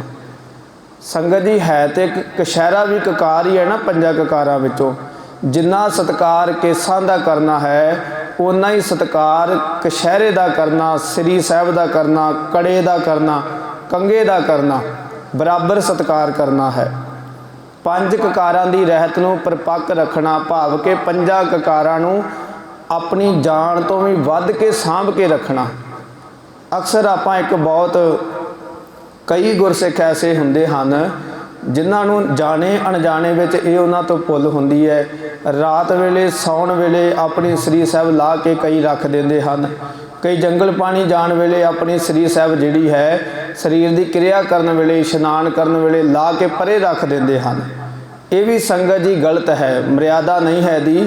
ਗੁਰੂ ਪਾਤਸ਼ਾਹ ਨੇ ਸਾਨੂੰ ਪੰਜ ਕਕਾਰ ਦਿੱਤੇ ਨੇ। ਜਿਸ ਤਰ੍ਹਾਂ ਸਰੀਰ ਦੇ ਅੰਗਾਂ ਨੂੰ ਜਦੋਂ ਹੁਣ ਆਪਾਂ ਨਹਾਉਣਾ ਹੈ ਤੇ ਆਪਣੇ ਹੱਥ ਲਾ ਕੇ ਪਰੇ ਥੋੜੀ ਰੱਖ ਦਿੰਦੇ, ਆਪਾਂ ਆਪਣੇ ਪੈਰ ਲਾ ਕੇ ਪਰੇ ਥੋੜੀ ਰੱਖਾਂਗੇ। ਇਹਨਾਂ ਨੂੰ ਸਰੀਰ ਦੇ ਅੰਗਾਂ ਤੋਂ ਵੀ ਵੱਧ ਕੇ ਸਾਂਭਣਾ ਹੈ। ਪੰਜ ਕਕਾਰੀ ਰਹਿਤ ਰੱਖਣੀ, ਪੰਜਾਂ ਕਕਾਰਾਂ ਨੂੰ ਆਪਣੇ ਸਰੀਰ ਦੇ ਅੰਗਾਂ ਨਾਲੋਂ ਵੀ ਵੱਧ ਸਮਝ ਕੇ 24 ਘੰਟੇ ਕਕਾਰਾਂ ਦਾ ਸਤਿਕਾਰ ਕਰਨਾ ਤੇ ਰਹਿਤ ਪਰਪੱਕ ਰੱਖਣੀ ਹੈ ਕਕਾਰਾਂ ਦੀ। ਇਹ ਗਲਤੀ ਕਦੇ ਵੀ ਨਹੀਂ ਕਰਨੀ। ਅਕਸਰ ਕੀ ਕਰਦੇ ਆਪਾਂ, ਕੰਘਾ ਜਿਹੜਾ ਹੈ ਉਹ ਸ੍ਰੀ ਸਾਹਿਬ ਦੇ ਨਾਲ ਬੰਨ੍ਹ ਕੇ ਰੱਖਦੇ ਆ। ਇਹ ਵੀ ਸੰਗਤ ਜੀ ਮਰਿਆਦਾ ਤੋਂ ਗਲਤ ਹੈ। ਕੰਘਾ ਕੇਸਾਂ ਵਾਸਤੇ ਗੁਰੂ ਪਾਤਸ਼ਾਹ ਨੇ ਬਖਸ਼ਿਆ ਹੈ। ਕੰਘੇ ਨੂੰ ਸਿਰ ਵਿੱਚ ਹੀ ਰੱਖੋ। ਉਦਾਹਰਨ ਵਜੋਂ ਜਿਹੜੀ ਘੜੀ ਹੈ ਉਹਦੀ ਅਸਲੀ ਥਾਂ ਹੈ ਸਾਡੇ ਹੱਥ ਦਾ ਗੁੱਟ। ਗੁੱਟ ਤੇ ਘੜੀ ਬੰਨ੍ਹਦੇ ਆ, ਤੇ ਜੇ ਕੋਈ ਗੁਰਸਿੱਖ ਘੜੀ ਨੂੰ ਗਿੱਟੇ ਤੇ ਬੰਨ੍ਹੀ ਫਿਰੇ ਤੇ ਕਿੰਨਾ ਬੁਰਾ ਲੱਗੇਗਾ। ਘੜੀ ਤੇ ਗੁੱਟ ਤੇ ਸੋਹਣੀ ਲੱਗਦੀ ਹੈ, ਨਾ ਕਿ ਪੈਰ ਦੇ ਗਿੱਟੇ ਤੇ ਸੋਹਣੀ ਲੱਗੇਗੀ। ਇਸ ਕਰਕੇ ਜੋ ਸਤਿਗੁਰੂ ਪਾਤਸ਼ਾਹ ਨੇ ਕਕਾਰ ਸਾਨੂੰ ਬਖਸ਼ੇ ਹਨ, ਕੋਈ ਉਹਨਾਂ ਦਾ ਕਾਰਨ ਹੈ ਸੰਗਤ ਜੀ। ਬਿਨਾਂ ਗੱਲ ਤੋਂ ਹੀ ਮਹਾਰਾਜ ਨੇ ਸਾਨੂੰ ਕਿਰਪਾਨਾਂ ਥੋੜੀ ਪਵਾ ਦਿੱਤੀਆਂ ਨੇ, ਬਿਨਾਂ ਵਜ੍ਹਾ ਤੋਂ ਕਛਹਿਰੇ ਨਹੀਂ ਪਵਾ ਦਿੱਤੇ। ਕੋਈ ਬੜਾ ਵੱਡਾ ਇਹਦਾ ਕਾਰਨ ਹੈ। ਕੋਈ ਮਹਾਰਾਜ ਪਾਤਸ਼ਾਹ ਜੀ ਨੇ ਸਾਨੂੰ ਇਹ ਮੁਕਤ ਭੁਗਤ ਵਾਸਤੇ ਦਿੱਤੇ ਕਕਾਰ ਹਨ। ਇਸ ਕਰਕੇ ਇਹਨਾਂ ਦਾ ਗੁਰੂ ਰੂਪ ਜਾਣ ਕੇ ਕਕਾਰਾਂ ਦਾ ਵੀ ਸਤਿਕਾਰ ਕਰਨਾ, ਕੇਸਾਂ ਦੀ ਰਹਿਤ ਰੱਖਣੀ, ਕੇਸਾਂ ਨੂੰ ਸਾਂਭ ਕੇ ਰੱਖਣਾ, ਗੁਰੂ ਰੂਪ ਜਾਣ ਕੇ ਸਤਿਕਾਰ ਕਰਨਾ। ਕੇਸਾਂ ਵਿੱਚ ਤੇ ਗੁਰੂ ਗ੍ਰੰਥ ਸਾਹਿਬ ਵਿੱਚ ਸੰਗਤ ਜੀ ਭੋਰਾ ਫਰਕ ਵੀ ਨਹੀਂ ਸਮਝਣਾ। ਜਿੰਨਾ ਸਤਿਕਾਰ ਗੁਰੂ ਗ੍ਰੰਥ ਸਾਹਿਬ ਦਾ ਕੀਤਾ ਹੈ, ਉਹਨਾਂ ਸਤਿਕਾਰ ਹੀ ਸਾਨੂੰ ਪੰਜਾਂ ਕਕਾਰਾਂ ਦਾ ਕਰਨਾ ਚਾਹੀਦਾ। ਇਤਿਹਾਸ ਵਿੱਚ ਤੇ ਇੱਥੋਂ ਤੱਕ ਵੀ ਆਉਂਦਾ ਹੈ, ਸ਼੍ਰੀਮਾਨ ਸੰਤ ਬਾਬਾ ਅਤਰ ਸਿੰਘ ਜੀ ਮਹਾਰਾਜ ਕਦੇ ਆਪਣੇ ਦਾੜੇ ਨੂੰ ਵੀ ਸੰਗਤ ਜੀ ਜੂਠੇ ਹੱਥ ਨਹੀਂ ਸੀ ਲਾਉਂਦੇ। ਜੇ ਹੱਥ ਜੂਠੇ ਹੋਣੇ, ਹੱਥ ਧੋ ਕੇ ਦਾੜੇ ਨੂੰ, ਕੇਸਾਂ ਨੂੰ, ਆਪਣੇ ਸਿਰ ਤੇ ਸਜਾਈ ਦਸਤਾਰ ਨੂੰ ਸੁੱਚੇ ਹੱਥ ਲਾਉਣੇ। ਤੇ ਨਾਲ ਰਹਿੰਦੇ ਸੇਵਕਾਂ ਨੇ ਪੁੱਛਣਾ, ਮਹਾਂਪੁਰਖੋ ਤੁਸੀਂ ਇੰਨੀ ਰਹਿਤ ਕਿਉਂ ਰੱਖਦੇ ਹੋ? ਕਹਿਣ ਲੱਗੇ, ਭਾਈ ਇਹ ਦਾੜਾ ਕੇਸ ਹਨ, ਇਹ ਸਿਰ ਉੱਪਰ ਜਿਹੜੇ ਕੇਸ ਨੇ ਗੁਰੂ ਦੀ ਮੋਹਰ ਹਨ, ਤੇ ਗੁਰੂ ਦੇ ਮੁਖੜੇ ਨੂੰ ਜੂਠੇ ਹੱਥ ਲਾਵਾਂਗੇ ਤੇ ਪਾਪਾਂ ਦੇ ਭਾਗੀ ਆ। ਇਸ ਕਰਕੇ ਸੁੱਚੇ ਹੱਥ ਕੇਸਾਂ ਨੂੰ ਲਾਉਣੇ। ਕਈ ਤਰੀਕਿਆਂ ਦੇ ਨਾਲ ਸੰਗਤ ਜੀ ਆਪਾਂ ਜਾਣੇ ਅਣਜਾਣੇ ਵਿੱਚ ਬੜੀਆਂ ਭੁੱਲਾਂ ਕਰ ਰਹੇ ਹਾਂ। ਇਸ ਕਰਕੇ ਗਲਤੀ ਕਦੇ ਵੀ ਨਹੀਂ ਕਰਨੀ। ਕੰਘਾ ਸਾਹਿਬ ਸਿਰ ਵਿੱਚ ਰੱਖਣਾ ਹੈ, ਸ੍ਰੀ ਸਾਹਿਬ ਪਾ ਕੇ ਰੱਖਣੀ ਹੈ। ਇਸ਼ਨਾਨ ਕਰਨ ਵੇਲੇ ਜਿਵੇਂ ਹੁਣ ਆਪਾਂ ਨੇ ਕੇਸੀ ਇਸ਼ਨਾਨ ਕਰਨਾ ਹੈ, ਕੇਸੀ ਇਸ਼ਨਾਨ ਕਰਨ ਵੇਲੇ ਕੀ ਕਰਨਾ ਹੈ, ਆਪਣੀ ਸ੍ਰੀ ਸਾਹਿਬ ਨੂੰ ਲੱਕ ਦੇ ਨਾਲ ਬੰਨ੍ਹ ਲਵੋ। ਕੰਘਾ ਸਾਹਿਬ ਜਿਹੜਾ ਹੈ ਉਹ ਸ੍ਰੀ ਸਾਹਿਬ ਦੇ ਗਾਤਰੇ ਵਿੱਚ ਅੜਾ ਸਕਦੇ ਹਾਂ। ਤੇ ਕੇਸੀ ਇਸ਼ਨਾਨ ਕਰਕੇ ਉਸ ਤੋਂ ਬਾਅਦ ਸਿਰ ਵਿੱਚ ਕੰਘਾ ਰੱਖ ਕੇ ਸਿਰ ਦੇ ਉੱਪਰ ਜਿਹੜੀ ਕੇਸਕੀ ਛੋਟਾ ਪਰਨਾ ਹੈ ਉਹਨੂੰ ਸਜਾ ਲੈਣਾ ਹੈ। ਉਹਦੇ ਉੱਪਰ ਸ੍ਰੀ ਸਾਹਿਬ ਬੰਨ੍ਹ ਕੇ ਫਿਰ ਆਪਣੇ ਪਿੰਡੇ ਨੂੰ ਇਸ਼ਨਾਨ ਕਰਵਾਉਣਾ ਹੈ। ਇਸ ਤਰ੍ਹਾਂ ਇਹ ਨਹੀਂ ਵੀ ਕੰਘਾ ਸਾਹਿਬ ਵੱਖਰਾ ਰੱਖ ਦੇਣਾ ਹੈ, ਸ੍ਰੀ ਸਾਹਿਬ ਲਾ ਕੇ ਕਿੱਲੀ ਤੇ ਟੰਗ ਦੇਣੀ ਹੈ। ਇਹ ਵੀ ਸੰਗਤ ਜੀ ਪਾਪ ਆਪਾਂ ਨਹੀਂ ਖੱਟਣਾ। ਜੇ ਆਪਾਂ ਅੰਮ੍ਰਿਤ ਛਕ ਲਿਆ ਹੈ ਤੇ ਸਾਡਾ ਫਰਜ਼ ਬਣਦਾ ਹੈ ਰਹਿਤ ਮਰਿਆਦਾ ਵਿੱਚ ਪੱਕੇ ਰਹਿਣਾ। ਜਾਂ ਤੇ ਸਾਨੂੰ ਛਕਣਾ ਹੀ ਨਹੀਂ ਚਾਹੀਦਾ, ਪਹਿਲਾਂ ਜੀਵਨ ਬਣਾਉਣਾ ਚਾਹੀਦਾ। ਪਰ ਜੇ ਛਕ ਲਿਆ ਹੈ ਫਿਰ ਪੂਰਨ ਮਰਿਆਦਾ ਰੱਖਣੀ ਚਾਹੀਦੀ ਹੈ। ਗੁਰਸਿੱਖ ਨੇ ਕਦੇ ਵੀ ਆਪਣੇ ਕੇਸ ਜਿਹੜੇ ਨੇ ਰੰਗਣੇ ਨਹੀਂ। ਕੇਸ ਗੁਰੂ ਦੀ ਮੋਹਰ ਹੈ। ਇਹਨਾਂ ਉੱਤੇ ਆ ਕੈਮੀਕਲਾਂ ਦੇ ਰੰਗ, ਜਿਵੇਂ ਆਪਾਂ ਦਾੜਾ ਚਿੱਟਾ ਹੋ ਜਾਂਦਾ ਹੈ ਤੇ ਅਕਸਰ ਉਹਨਾਂ ਨੂੰ ਰੰਗ ਕੇ ਆਪਾਂ ਕੋਸ਼ਿਸ਼ ਕਰਦੇ ਹਾਂ ਵੀ ਕਾਲੇ ਕਰ ਲਈਏ। ਕਈ ਬੀਬੀਆਂ ਮਾਤਾਵਾਂ ਕੀ ਕਰਦੀਆਂ ਹਨ, ਆਪਣੇ ਚਿਹਰੇ ਦੇ ਉੱਪਰ ਜਿਹੜੇ ਵਾਲ ਆ ਜਾਂਦੇ ਨੇ ਧਾਗੇ ਦੇ ਨਾਲ ਜਾਂ ਕਿਸੇ ਕੈਮੀਕਲ ਦੇ ਨਾਲ ਲਾ ਦਿੰਦੇ ਹਨ। ਆਪਣੇ ਬਰਵੱਟੇ ਮੁੰਨ ਲੈਣੇ, ਕੰਨਾਂ ਵਿੱਚ ਵਾਲੀਆਂ ਕਾਂਟੇ ਪਾ ਕੇ ਰੱਖਣੇ, ਨੱਕ ਵਿੱਚ ਕੋਕੇ ਪਾ ਕੇ ਰੱਖਣੇ। ਇਹ ਵੀ ਸੰਗਤ ਜੀ ਗੁਰੂ ਦੀ ਮਰਿਆਦਾ ਤੋਂ ਉਲਟ ਹੈ। ਇਹ ਸਾਨੂੰ ਕੇਸਾਂ ਨੂੰ ਗੁਰੂ ਦਾ ਰੂਪ ਜਾਣ ਕੇ ਸਤਿਕਾਰ ਕਰਨਾ ਹੈ। ਕੇਸਾਂ ਨੂੰ ਕਤਲ ਕੀਤਾ ਹੈ, ਸਮਝ ਲਓ ਗੁਰੂ ਦੀ ਜੀਭ ਵੱਢ ਰਹੇ ਹਾਂ। ਕੇਸਾਂ ਨੂੰ ਰੰਗ ਰਹੇ ਹਾਂ, ਕਾਲੇ ਕਰ ਰਹੇ ਹਾਂ, ਸਮਝ ਲਓ ਗੁਰੂ ਦੀ ਜੀਭ ਆਪਾਂ ਕਾਲੀ ਕਰ ਰਹੇ ਹਾਂ। ਇਸ ਕਰਕੇ ਇਹ ਗੁਨਾਹ, ਇਹ ਪਾਪ ਕਦੇ ਵੀ ਨਹੀਂ ਕਰਨਾ। ਪੰਜਾਂ ਕਕਾਰਾਂ ਦੀ ਰਹਿਤ ਗੁਰਸਿੱਖ ਨੇ ਪਰਪੱਕ ਰੱਖਣੀ ਹੈ। ਜਿੰਨਾ ਸਤਿਕਾਰ ਪੰਜਾਂ ਕਕਾਰਾਂ ਦਾ ਗੁਰੂ ਗ੍ਰੰਥ ਸਾਹਿਬ ਮਹਾਰਾਜ ਦਾ ਕਰਾਂਗੇ, ਉਨਾ ਹੀ ਸਤਿਕਾਰ ਸਾਡਾ ਸੰਸਾਰ ਕਰੇਗਾ। ਜੇ ਆਪਾਂ ਗੁਰੂ ਦੇ ਕਕਾਰਾਂ ਦੀ ਸਤਿਕਾਰ ਨਹੀਂ ਰੱਖਿਆ ਤੇ ਕੋਈ ਵੀ ਮਨੁੱਖ ਸਾਡਾ ਸਤਿਕਾਰ ਨਹੀਂ ਕਰੇਗਾ। ਇਸ ਕਰਕੇ ਪੰਜਾਂ ਕਕਾਰਾਂ ਦੀ ਰਹਿਤ ਪ੍ਰਪੱਕ ਰੱਖਣੀ। ਬਾਣੀ ਵਿੱਚ ਤੇ ਇੱਥੋਂ ਤੱਕ ਵੀ ਸ਼ਬਦ ਆਉਂਦੇ ਹਨ, ਸਿੰਘ ਗੁਰੂ ਕਾ ਪੰਖੀ ਜਾਣੋ, ਬਾਣੀ ਬਾਣਾ ਪੰਖ ਪਖਾਣੋ। ਬਾਣੀ ਤੇ ਬਾਣਾ ਖੰਭਾਂ ਦੀ ਤਰ੍ਹਾਂ ਹਨ। ਜਿਵੇਂ ਪੰਛੀ ਨੂੰ ਦੋ ਖੰਭਾਂ ਦੀ ਲੋੜ ਹੈ, ਇੱਕ ਖੰਭ ਵੱਢਿਆ ਜਾਵੇ ਤੇ ਪੰਛੀ ਮਰ ਜਾਂਦਾ ਹੈ, ਉੱਡ ਨਹੀਂ ਪਾਉਂਦਾ। ਇਸੇ ਤਰ੍ਹਾਂ ਜੇ ਸਾਡੇ ਕੋਲ ਬਾਣੀ ਹੈ, ਕੱਲੀ ਬਾਣੀ ਪੜ੍ਹੀ ਜਾਂਦੇ ਆ ਤੇ ਬਾਣਾ ਨਹੀਂ ਭਾਵ ਕੇ ਅੰਮ੍ਰਿਤ ਨਹੀਂ ਛਕਿਆ, ਪੰਜ ਕਕਾਰਾਂ ਦੇ ਪੱਕੇ ਰਹਿਤ ਮਰਿਆਦੀ ਨਹੀਂ, ਸਾਡੀ ਬਾਣੀ ਪੜ੍ਹੀ ਵੀ ਕਿਸੇ ਕੰਮ ਨਹੀਂ। ਜੇ ਆਪਾਂ ਪੰਜ ਕਕਾਰ ਧਾਰਨ ਕਰ ਲਏ ਨੇ, ਬਾਣਾ ਹੈਗਾ ਹੈ ਪਰ ਬਾਣੀ ਨਹੀਂ, ਫਿਰ ਵੀ ਸਾਡਾ ਬਾਣਾ ਕਿਸੇ ਕੰਮ ਨਹੀਂ। ਇਸ ਕਰਕੇ ਸਿੰਘ ਗੁਰੂ ਕਾ ਪੰਖੀ ਜਾਣੋ, ਬਾਣੀ ਬਾਣਾ ਪੰਖ ਪਸਾਰੋ। ਬਾਣੀ ਤੇ ਬਾਣੇ ਨੂੰ ਦੋ ਖੰਭ ਸਮਝ ਕੇ ਸਾਂਭ ਕੇ ਰੱਖਣਾ ਹੈ ਤੇ ਸਿੰਘ ਗੁਰੂ ਦਾ ਪੰਖੀ ਹੈ, ਉਹਦੀ ਪਛਾਣ ਇਹ ਹੈ, ਬਾਣੀ ਤੇ ਬਾਣਾ ਦੋਵੇਂ ਉਹਦੇ ਖੰਭ ਹਨ। ਤੇ 8ਵਾਂ ਹੁਕਮ ਗੁਰੂ ਪਾਤਸ਼ਾਹ ਦਾ ਹੈ ਸ਼ਬਦ ਦਾ ਅਭਿਆਸ ਕਰਨਾ। ਸ਼ਬਦ ਗੁਰੂ ਗ੍ਰੰਥ ਸਾਹਿਬ ਮਹਾਰਾਜ ਦੀ ਬਾਣੀ ਵੀ ਹੋ ਸਕਦੀ ਹੈ, ਸ਼ਬਦ ਮੂਲ ਮੰਤਰ ਦਾ ਜਾਪ ਵੀ ਹੋ ਸਕਦਾ ਹੈ, ਸ਼ਬਦ ਵਾਹਿਗੁਰੂ ਦਾ ਮੰਤਰ ਵੀ ਹੋ ਸਕਦਾ ਹੈ। ਤਿੰਨਾਂ ਨੂੰ ਇੱਕਸਾਰ ਜਾਣ ਕੇ ਸ਼ਬਦ ਦਾ ਅਭਿਆਸ ਕਰਨਾ ਹੈ। ਜੇ ਆਪਾਂ ਗੁਰ ਮੰਤਰ ਦਾ ਅਭਿਆਸ ਕਰਦੇ ਹਾਂ, ਸਾਡਾ ਜਿਹੜਾ ਮਨ ਹੈ ਉਹ ਟਿਕਦਾ ਜਾਵੇਗਾ। ਮੂਲ ਮੰਤਰ ਦਾ ਅਭਿਆਸ ਕਰਨਾ, ਵੱਧ ਤੋਂ ਵੱਧ ਗੁਰਬਾਣੀ ਦਾ ਅਭਿਆਸ ਕਰਨਾ, ਸ਼ਬਦ ਦਾ ਅਭਿਆਸ ਕਰਨਾ ਹੈ ਗੁਰਸਿੱਖ ਨੇ। ਤੇ 9ਵਾਂ ਹੁਕਮ ਹੈ ਧਿਆਨ ਸਤ ਸਰੂਪ ਸਤਿਗੁਰੂ ਦਾ ਹੀ ਕਰਨਾ। ਜਿਵੇਂ ਆਪਾਂ ਕਿਸੇ ਨੂੰ ਦੇਹ ਧਾਰੀ ਨੂੰ ਗੁਰੂ ਨਹੀਂ ਧਾਰਨਾ, ਜਦੋਂ ਵੀ ਚੌਂਕੜਾ ਮਾਰ ਕੇ ਬਾਣੀ ਪੜ੍ਹਨੀ ਹੈ, ਸਾਡਾ ਮਨ ਜਿਹੜਾ ਹੈ ਉਹ ਧਿਆਨ ਜਿਹੜਾ ਹੈ ਨਾ, ਉਹ ਕੇਵਲ ਤੇ ਕੇਵਲ ਅਕਾਲ ਪੁਰਖ ਦਾ ਹੀ ਧਾਰਨਾ ਹੈ, ਕਿਸੇ ਬੰਦੇ ਦਾ ਧਿਆਨ ਨਹੀਂ ਧਾਰਨਾ। ਅਕਸਰ ਆਪਾਂ ਬਾਣੀ ਪੜ੍ਹਦੇ ਹਾਂ, ਜਿਹੜੇ ਮਹਾਂਪੁਰਖ ਨੂੰ ਜਾਂ ਕਿਸੇ ਨੂੰ ਆਪਾਂ ਗੁਰੂ ਧਾਰਿਆ ਹੁੰਦਾ ਹੈ, ਆਪਾਂ ਉਹਦਾ ਧਿਆਨ ਧਰ ਲੈਂਦੇ ਹਾਂ ਵੀ ਉਹਦੇ ਧਿਆਨ ਨੂੰ ਧਰ ਕੇ ਆਪਾਂ ਕਹਿੰਦੇ ਸਾਡੇ ਫਲਾਣੇ ਮਹਾਂਪੁਰਖ, ਅਸੀਂ ਉਹਨਾਂ ਦੀ ਯਾਦ ਵਿੱਚ ਬਾਣੀ ਪੜ੍ਹ ਰਹੇ ਹਾਂ। ਮਾਰੇ ਕਹਿੰਦੇ ਨਹੀਂ ਭਾਈ, ਧਿਆਨ ਸਤ ਸਰੂਪ ਸਤਿਗੁਰੂ ਦਾ ਹੀ ਕਰਨਾ ਹੈ। ਤੇ 10ਵਾਂ ਹੁਕਮ ਹੈ ਸਤਿਗੁਰੂ ਗੁਰੂ ਗ੍ਰੰਥ ਸਾਹਿਬ ਨੂੰ ਹੀ ਮੰਨਣਾ ਹੈ। ਗੁਰਸਿੱਖ ਨੇ ਆਪਣਾ ਗੁਰੂ ਕੇਵਲ ਤੇ ਕੇਵਲ ਗੁਰੂ ਗ੍ਰੰਥ ਸਾਹਿਬ ਨੂੰ ਮੰਨਣਾ ਹੈ, ਦੇਹ ਧਾਰੀ ਨੂੰ ਕਿਸੇ ਨੂੰ ਵੀ ਗੁਰੂ ਨਹੀਂ ਮੰਨਣਾ। ਇਹ ਵੀ ਕਲਗੀਧਰ ਪਾਤਸ਼ਾਹ ਦਾ ਹੁਕਮ ਹੈ। ਅਕਸਰ ਆਪਾਂ ਕੀ ਕਰਦੇ, ਆਪਾਂ ਕਹਿੰਦੇ ਨਹੀਂ ਭਾਈ ਗੁਰੂ ਗ੍ਰੰਥ ਸਾਹਿਬ ਨੂੰ ਤੇ ਮੰਨਦੇ ਹਾਂ, ਅਸੀਂ ਤੇ ਫਲਾਣੇ ਦਾ ਨਾਮ ਲਿਆ ਹੈ।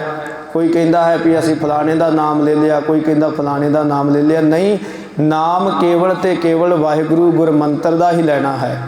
ਸਾਡੇ ਗੁਰੂ ਗ੍ਰੰਥ ਸਾਹਿਬ ਮਹਾਰਾਜ ਹਨ। ਐਵੇਂ ਦੇ ਧਾਰੀਆਂ ਦੇ ਡੇਰਿਆਂ ਤੇ ਫਿਰਨਾ, ਉਹਨਾਂ ਨੂੰ ਗੁਰੂ ਮੰਨਣਾ, ਇਹ ਪਾਪ ਗੁਰਸਿੱਖ ਨੇ ਭੁੱਲ ਕੇ ਵੀ ਨਹੀਂ ਕਰਨਾ। ਆਪਣਾ ਗੁਰੂ ਕੇਵਲ ਤੇ ਕੇਵਲ ਗੁਰੂ ਗ੍ਰੰਥ ਸਾਹਿਬ ਨੂੰ ਹੀ ਮੰਨਣਾ ਹੈ। ਇਹ 10ਵਾਂ ਹੁਕਮ ਹੈ ਪਾਤਸ਼ਾਹ ਦਾ। ਤੇ 11ਵਾਂ ਹੁਕਮ ਹੈ ਸਭ ਕਾਰਜਾਂ ਦੇ ਆਰੰਭਤਾ ਵੇਲੇ ਅਰਦਾਸ ਕਰਨੀ ਹੈ। ਹੁਣ ਆਪਾਂ ਕੋਈ ਵੀ ਕਾਰਜ ਆਰੰਭਣਾ ਹੈ, ਕੋਈ ਕਾਰੋਬਾਰ ਆਰੰਭਣਾ ਹੈ ਜਾਂ ਕੋਈ ਐਸਾ ਕਾਰਜ, ਕੋਈ ਵੀ ਕਾਰਜ ਹੋਵੇ ਸਾਡਾ, ਉਹਦੇ ਆਰੰਭ ਵੇਲੇ ਆਪਾਂ ਅਰਦਾਸ ਕਰਨੀ ਹੈ ਗੁਰੂ ਪਾਤਸ਼ਾਹ ਕੋਲ। ਅਰਦਾਸ ਤੋਂ ਬਿਨਾ ਕੋਈ ਵੀ ਕਾਰਜ ਨਹੀਂ ਆਰੰਭਣਾ। ਇੱਥੋਂ ਤੱਕ ਵੀ ਅਭਿਆਸੀ ਗੁਰਸਿੱਖ ਦੱਸਦੇ ਹਨ, ਜਿਹੜਾ ਕਾਰਜ ਆਪਾਂ ਅਰਦਾਸ ਕਰਕੇ ਆਰੰਭਿਆ ਹੈ, ਉਹ ਕਾਰਜ ਸਾਡਾ ਪੂਰਾ ਹੋ ਗਿਆ ਹੈ ਤੇ ਉਹਦੇ ਕਾਰਜ ਦੇ ਪੂਰੇ ਹੋਣ ਤੋਂ ਬਾਅਦ ਵੀ ਗੁਰੂ ਪਾਤਸ਼ਾਹ ਕੋਲ ਅਰਦਾਸ ਕਰੋ। ਮੰਨ ਲਓ ਆਪਾਂ ਕੋਈ ਕਾਰੋਬਾਰ ਕਰਨ ਵਾਸਤੇ ਕਿਤੇ ਬਾਹਰ ਚੱਲੇ ਆ, ਅਰਦਾਸ ਕਰਵਾ ਕੇ ਆਪਾਂ ਕਾਰੋਬਾਰ ਆਰੰਭਿਆ ਹੈ। ਜਦੋਂ ਸਾਡਾ ਆਪਣਾ ਕੰਮ ਆਪਾਂ ਪੂਰਾ ਕਰਕੇ ਆ ਗਏ ਆ ਕੇ ਫਿਰ ਗੁਰੂ ਪਾਤਸ਼ਾਹ ਕੋਲ ਧੰਨਵਾਦ ਵਜੋਂ, ਗੁਰੂ ਦੇ ਸ਼ੁਕਰਾਨੇ ਵਜੋਂ ਅਰਦਾਸ ਕਰਨੀ ਚਾਹੀਦੀ ਹੈ। ਇਹ ਗੁਰੂ ਦਾ ਹੁਕਮ ਹੈ ਵੀ ਸਭ ਕਾਰਜਾਂ ਦੇ ਆਰੰਭ ਵੇਲੇ ਅਰਦਾਸ ਕਰਨੀ। ਤੇ ਇੱਥੋਂ ਤੱਕ ਵੀ ਧਿਆਨ ਰੱਖਣਾ ਹੈ ਵੀ ਜਦੋਂ ਕਾਰਜ ਸੰਪੂਰਨ ਹੋ ਜਾਵੇ ਉਸ ਤੋਂ ਬਾਅਦ ਵੀ ਅਰਦਾਸ ਕਰਨੀ। ਅਕਸਰ ਆਪਾਂ ਕੀ ਕਰਦੇ ਹਾਂ, ਬੱਚੇ ਬੱਚੀ ਦਾ ਵਿਆਹ ਰੱਖਣਾ ਹੈ, ਘਰ ਵਿੱਚ ਅਖੰਡ ਪਾਠ ਸਾਹਿਬ ਕਰਾ ਲਿਆ, ਕੋਈ ਸੁਖਮਨੀ ਸਾਹਿਬ ਕਰਾਉਂਦਾ ਹੈ, ਉਸ ਵੇਲੇ ਤੇ ਆਪਾਂ ਅਰਦਾਸ ਕਰਾਉਂਦੇ ਹਾਂ ਵੀ ਸਾਡਾ ਕਾਰਜ ਆਰੰਭਿਆ ਹੈ, ਇਹ ਪੂਰਾ ਹੋ ਜਾਵੇ। ਤੇ ਮਾਫ ਕਰਿਓ ਸੰਗਤ ਜੀ, ਪੂਰਾ ਹੋਣ ਤੋਂ ਬਾਅਦ ਆਪਾਂ ਕਦੇ ਗੁਰੂ ਅੱਗੇ ਅਰਦਾਸ ਨਹੀਂ ਕਰਦੇ। ਸਾਡੇ ਬੱਚੇ ਬੱਚੀ ਦਾ ਵਿਆਹ ਹੋ ਗਿਆ ਜਾਂ ਕੋਈ ਕਾਰਜ ਆਰੰਭਿਆ ਪੂਰਾ ਹੋ ਗਿਆ, ਦੁਬਾਰਾ ਆਪਾਂ ਗੁਰੂ ਦਾ ਸ਼ੁਕਰਾਨਾ ਨਹੀਂ ਕਰਦੇ। ਕੋਸ਼ਿਸ਼ ਕਰਨੀ ਚਾਹੀਦੀ ਹੈ ਦੁਬਾਰਾ ਫਿਰ ਗੁਰੂ ਦੇ ਚਰਨ ਆਪਣੇ ਘਰ ਪਵਾ ਕੇ ਬਾਣੀ ਦਾ ਚਾਹੇ ਸੁਖਮਨੀ ਸਾਹਿਬ ਕਰਾਓ, ਅਖੰਡ ਪਾਠ ਸਾਹਿਬ ਕਰਾਓ, ਗੁਰੂ ਪਾਤਸ਼ਾਹ ਅੱਗੇ ਫਿਰ ਅਰਦਾਸ ਕਰੋ, ਸਤਿਗੁਰੂ ਤੁਹਾਡਾ ਧੰਨਵਾਦ ਹੈ। ਹਾਂ, ਜੇ ਇੰਨੀ ਸਮਰੱਥਾ ਨਹੀਂ, ਕੜਾਹ ਪ੍ਰਸ਼ਾਦ ਤਿਆਰ ਕਰਵਾ ਕੇ ਗੁਰਦੁਆਰਾ ਸਾਹਿਬ ਵਿਖੇ ਪਹੁੰਚ ਕੇ ਗੁਰੂ ਪਾਤਸ਼ਾਹ ਜੀ ਦੇ ਚਰਨਾਂ 'ਚ ਅਰਦਾਸ ਕਰੋ ਵੀ ਮਹਾਰਾਜ ਜੀ ਤੁਹਾਡਾ ਧੰਨਵਾਦ ਹੈ। ਸ਼ੁਕਰਾਨੇ ਦੀ ਅਰਦਾਸ ਵੀ ਗੁਰੂ ਪਾਤਸ਼ਾਹ ਅੱਗੇ ਕਰਨੀ ਹੈ। ਸਭ ਕਾਰਜਾਂ ਦੇ ਆਰੰਭ ਵੇਲੇ ਅਰਦਾਸ ਕਰਨੀ, ਇਹ ਗੁਰੂ ਪਾਤਸ਼ਾਹ ਜੀ ਦਾ 11ਵਾਂ ਹੁਕਮ ਹੈ। ਤੇ 12ਵੇਂ ਹੁਕਮ ਅੰਦਰ ਪਾਤਸ਼ਾਹ ਜੀ ਬਚਨ ਕਰਦੇ ਹਨ, ਜੰਮਣ ਮਰਨ ਆਨੰਦ ਕਾਰਜਕ ਆਦਿਕ ਸਮੇਂ ਕੜਾਹ ਪ੍ਰਸ਼ਾਦ ਤਿਆਰ ਕਰਨਾ ਹੈ। ਤੇ ਉਹ ਕੜਾਹ ਪ੍ਰਸ਼ਾਦ ਦੀ ਮਰਿਆਦਾ ਕੀ ਹੈ? ਜਿਵੇਂ ਕੜਾਹ ਪ੍ਰਸ਼ਾਦ ਤਿਆਰ ਹੋਵੇ ਉਹਦੇ ਨਾਲ ਨਾਲ ਜਪਜੀ ਸਾਹਿਬ ਦਾ ਪਾਠ ਹੋਣਾ ਅਤੀ ਜ਼ਰੂਰੀ ਹੈ। ਇੱਥੋਂ ਤੱਕ ਵੀ ਮਹਾਰਾਜ ਨੇ ਆਖਿਆ ਵੀ ਆਨੰਦ ਸਾਹਿਬ ਦਾ ਸੰਪੂਰਨ ਪਾਠ ਕਰਨਾ ਹੈ। ਇਹ ਗੁਰੂ ਪਾਤਸ਼ਾਹ ਜੀ ਦਾ ਹੁਕਮ ਹੈ। ਹੁਣ ਜੰਮਣ ਮਰਨ ਵੇਲੇ ਅਕਸਰ ਕੀ ਕਰਦੇ ਆਪਾਂ, ਜਦੋਂ ਸਹਿਜ ਪਾਠ ਆਰੰਭ ਕਰਦੇ ਹਾਂ, ਕਈ ਥਾਵਾਂ 'ਤੇ ਵੇਖਣ ਨੂੰ ਮਿਲਦਾ ਹੈ ਆਪਾਂ ਕੜਾਹ ਪ੍ਰਸ਼ਾਦ ਦੀ ਮਰਿਆਦਾ ਨੂੰ ਖਤਮ ਕਰਦੇ ਜਾ ਰਹੇ ਹਾਂ। ਆਰੰਭ ਕਰਨਾ ਹੈ ਸਹਿਜ ਪਾਠ, ਕੜਾਹ ਪ੍ਰਸ਼ਾਦ ਦੀ ਦੇਗ ਹੀ ਨਹੀਂ ਤਿਆਰ ਕਰਦੇ ਆਪਾਂ, ਨਾ ਘਰ ਵਾਲੇ ਕਰਵਾਉਂਦੇ ਨੇ, ਨਾ ਅਸੀਂ ਪਾਠੀ ਸਿੰਘ ਹੀ ਤਿਆਰ ਕਰਦੇ ਹਾਂ। ਇਹ ਵੀ ਗੁਰੂ ਪਾਤਸ਼ਾਹ ਦੇ ਹੁਕਮ ਤੋਂ ਉਲਟ ਹੈ। ਕੋਈ ਵੀ ਕਾਰਜ ਹੋਵੇ ਜੰਮਣ ਤੋਂ ਲੈ ਕੇ ਮਰਨ ਤੱਕ, ਜੰਮਣ ਤੋਂ ਕੀ ਭਾਵ ਹੈ? ਧੀ ਪੁੱਤ ਜੰਮਿਆ ਹੈ, ਆਪਾਂ ਸਿੱਧੀ ਜਾ ਕੇ ਅਰਦਾਸ ਕਰਵਾ ਦਿੰਦੇ ਹਾਂ। ਨਹੀਂ, ਕੜਾਹ ਪ੍ਰਸ਼ਾਦ ਤਿਆਰ ਕਰਵਾ ਕੇ ਗੁਰੂ ਪਾਤਸ਼ਾਹ ਦੇ ਚਰਨਾਂ 'ਚ ਪਹੁੰਚ ਕੇ ਅਰਦਾਸ ਕਰਨੀ ਚਾਹੀਦੀ ਹੈ।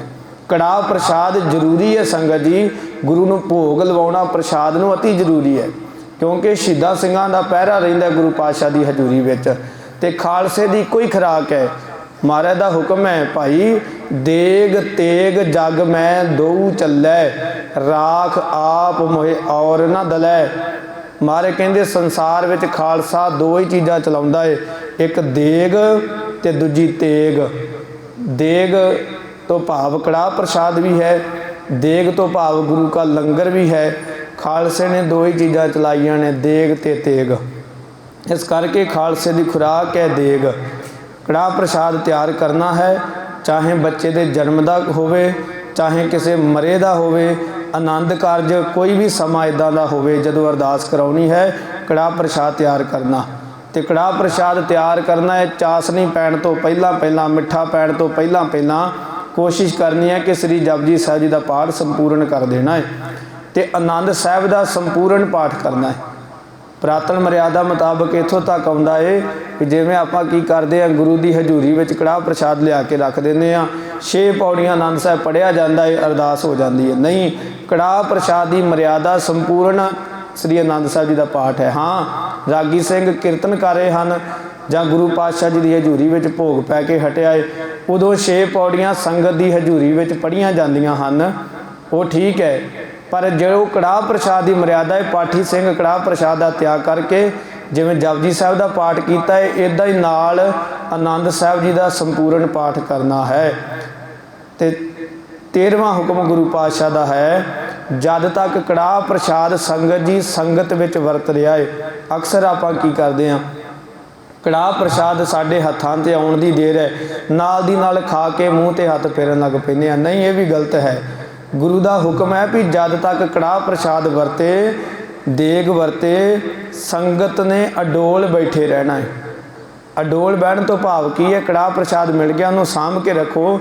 ਜਿੰਨਾ ਚਿਰ ਸਤਿਨਾਮ ਵਾਹਿਗੁਰੂ ਦਾ ਜਾਪ ਹੋ ਰਿਹਾ ਹੈ, ਉਨਾ ਚਿਰ ਕੜਾਹ ਪ੍ਰਸ਼ਾਦ ਨਹੀਂ ਛਕਣਾ। ਇੱਥੋਂ ਤੱਕ ਵਿੱਚੋਂ ਉੱਠ ਕੇ ਕੜਾਹ ਪ੍ਰਸ਼ਾਦ ਮਿਲਿਆ ਆਪਾਂ ਉੱਠ ਕੇ ਭੱਜ ਪੈਂਦੇ ਹਾਂ। ਨਹੀਂ, ਉੱਠ ਕੇ ਨਹੀਂ ਜਾਣਾ। ਜਿੰਨਾ ਚਿਰ ਸਤਿਨਾਮ ਵਾਹਿਗੁਰੂ ਦਾ ਜਾਪ ਹੁੰਦਾ ਹੈ, ਗੁਰਸਿੱਖਾਂ ਨੇ, ਸੰਗਤ ਨੇ ਅਡੋਲ ਬੈਠੇ ਰਹਿਣਾ। ਜਿੱਦਾਂ ਪਹਿਲਾਂ ਬੈਠੇ ਸੀ ਉਸੇ ਤਰ੍ਹਾਂ ਬੈਠੇ ਰਹਿਣਾ ਹੈ। ਜਦ ਤੱਕ ਕੜਾਹ ਪ੍ਰਸ਼ਾਦ ਦੀ ਦੇਗ ਵਰਤੇਗੀ ਤਦ ਤੱਕ ਸੰਗਤ ਨੇ ਅਡੋਲ ਬੈਠੇ ਰਹਿਣਾ। ਵਿੱਚ ਮਿਲਦਿਆਂ ਸਾਰ ਕੜਾਹ ਪ੍ਰਸ਼ਾਦ ਨਹੀਂ ਛਕਣਾ, ਵਿੱਚੋਂ ਉੱਠ ਕੇ ਕੜਾਹ ਪ੍ਰਸ਼ਾਦ ਲੈ ਕੇ ਨਹੀਂ ਭੱਜਣਾ। ਇਹਨਾਂ ਚੀਜ਼ਾਂ ਦਾ ਖਾਸ ਧਿਆਨ ਰੱਖਣਾ ਹੈ। ਇਹ ਵੀ ਗੁਰੂ ਪਾਤਸ਼ਾਹ ਦਾ ਹੁਕਮ ਹੈ। 13ਵਾਂ ਹੁਕਮ ਹੀ ਇਹ ਹੈ ਕਿ ਜਦ ਤੱਕ ਕੜਾਹ ਪ੍ਰਸ਼ਾਦ ਵਰਤੇ ਸੰਗਤ ਨੇ ਅਡੋਲ ਬੈਠੇ ਰਹਿਣਾ ਹੈ। 14ਵਾਂ ਹੁਕਮ ਗੁਰੂ ਪਾਤਸ਼ਾਹ ਦਾ ਹੈ, ਭਾਈ ਵਿਆਹ ਆਨੰਦ ਕਾਰਜ ਤੋਂ ਬਿਨਾਂ ਗ੍ਰਸਤ ਨਹੀਂ ਕਰਨਾ। ਗ੍ਰਸਤ ਤੋਂ ਭਾਵ ਆਪਾਂ ਸਮਝਦੇ ਹੀ ਹਾਂ, ਤਕਰੀਬਨ ਸਾਰੇ ਗ੍ਰਸਤੀ ਜੀਵਨ ਵਾਲੇ ਹਾਂ। ਜਿੰਨਾ ਚਿਰ ਬੱਚੇ ਬੱਚੀ ਦਾ ਵਿਆਹ ਨਹੀਂ ਹੁੰਦਾ, ਆਨੰਦ ਕਾਰਜ ਗੁਰੂ ਪਾਤਸ਼ਾਹ ਦੀ ਹਜ਼ੂਰੀ ਵਿੱਚ ਨਹੀਂ ਆਉਂਦੇ, ਉਹਨਾਂ ਨੇ ਕੋਈ ਵੀ ਗ੍ਰਸਤ ਵਾਲਾ ਕਰਮ ਨਹੀਂ ਕਰਨਾ। ਵਿਆਹ ਤੋਂ ਬਿਨਾਂ ਗ੍ਰਸਤ ਕਰਨਾ ਗੁਰਸਿੱਖ ਵਾਸਤੇ ਪਾਪ ਹੈ। ਇਸੇ ਕਰਕੇ ਸਤਿਗੁਰੂ ਨੇ ਸਾਨੂੰ ਜਤ ਸਤ ਦੀ ਨਿਸ਼ਾਨੀ ਕਛਹਿਰਾ ਦਿੱਤਾ ਹੈ ਵੀ ਗੁਰੂ ਦਾ ਹੁਕਮ ਤੈਨੂੰ ਚੇਤੇ ਰਵੇ।